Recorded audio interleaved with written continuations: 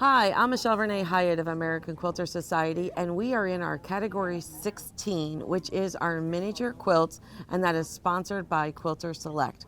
I have the great honor of being here with Lynne Taylor, who has taken second place in this category, but is a previous best of miniature and several first places, correct? Well, not here. The first places were in my local show, but I am best of Okay. show in this category here. Yes. Yes. And now she has taken a second place with her Road to Missouri. And now this is the center of the quilt. Yes. You saw an antique quilt that was similar. I did. It was exactly like that, and I saw it at one of my guild meetings. In And size as well? No. Okay. It was the regular size like you would put on your bed. And back in the olden days, it was an antique quilt. They didn't put a lot of borders on sometimes, that wasn't the style back then. And so it didn't have any borders, it just was the center section. But I love the geometric part of that center section, and I wanted to recreate it in a miniature because I love to do things small. Yes. And I like the color scheme of red and green too. I just think that looks good. And is it all piece, mostly piece, some applique? What would you say? It is all applique. Even the center section with the stripes and those little skinny things, that's all hand applique. And the outside border is hand applique also, and that is an original design that I created.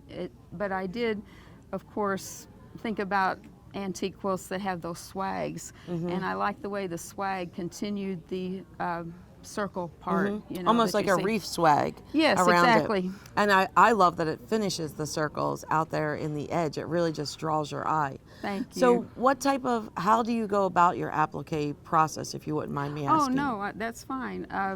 I don't do needle turn. There's a product called Templar, and it's plastic that you cut out your shape. And so I cut out little leaves, and I actually take a little tiny iron and I starch the edges, and then I iron all those under first. And I just like that to do it that way because then I can hand applique and just concentrate on my hand applique. So no fusing. No. So really what I would no. call old school, like that's how I learned to do applique. Oh, you did? Yes, and now everyone, they a lot of them use the fusible such and Yeah. such.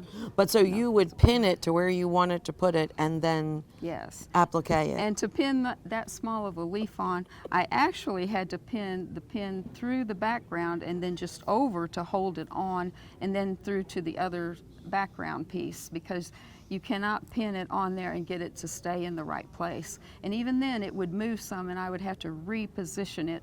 So it's really difficult to get the leaves exactly where you want them to be, and I had to take several off and redo them, because I'm glad to hear you say that, because I think Yes. sometimes people feel that they just have to let it be, Oh, no. versus it's acceptable to take it All off right. and to redo You it. got to do the resewing if you want a nice quilt. If That's you want- pretty perfect. If you want a red ribbon here for second place. Exactly. You have to do the work, even the unsewing part, and I've just come to accept that, as a part of the sewing process if you want things to turn out the way you were thinking, to get your idea across, what Now, you're thinking about.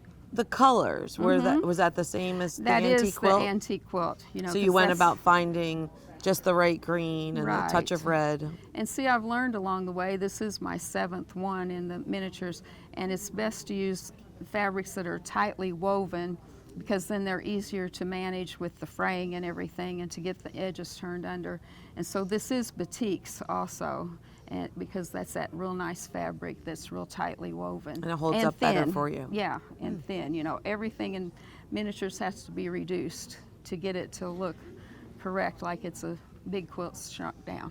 Right, and that's a good point for those of you who are thinking about miniatures, is that to qualify as a miniature, it does need to meet the size requirements, but it has to be in scale as well. Yes. That if we took this and blew it up, that it would be equal in ratio to a large quilt. Exactly. So it can't just be a small quilt that has a big piece in it. It has to be in proportion. So this is not by any means easy. No.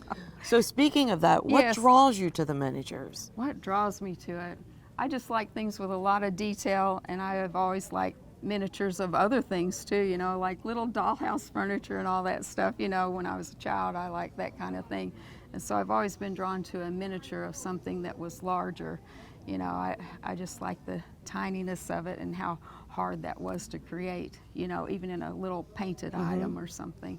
So you mentioned this is your 7th, right? It entry. is the 7th one in AQS, sure. And so for the person out there who feels comfortable in their craft but are on the fence about joining the competition and entering the contest, what advice would you give them? Oh, let's see. You just got to go for it. And I tell you, some people don't like to enter shows because it's hard for them to hear any criticism about their quilt.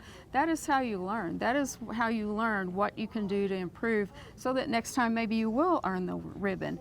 And it just comes with experience. And so it's hard though, because you know, you get connected to these things. And it's a part of you. they're part of you. Yeah. And so it is hard but you have to look at that as constructive criticisms. And they always tell you some good things too. Yes. But Yes. I love the judges' critiques. That's good. Yeah, I do. She's looking forward to her comment cards. Yeah, I am. You know, and that is one thing about you know, our Paducah show is that you do get your judges' comments, which is really nice. And it is very a learning important. opportunity. It yes. is, yes. I agree with that. So. Well, thank you, Lynn, so much for sharing your beautiful quilts with us. We Oh. greatly appreciate it. Oh, thank you, Michelle. It's it's one of my favorites, and I'm glad the ribbon and the dogwood ribbon match It the quilt. matches it. It really pulls red out a bit, so Yes, it looks does. really nice. It does. But And congratulations. Thank you so much, Michelle. I love being a part of AQS. I love being a part of the quilting world. Well, we love Great having you. people. Thank you. Yeah, So thank you you. too can join the quilt contest. You can find out all the details at AmericanQuilter.com. Our 2026 rules and deadlines are up. So check them out, and we want to see your quilt here.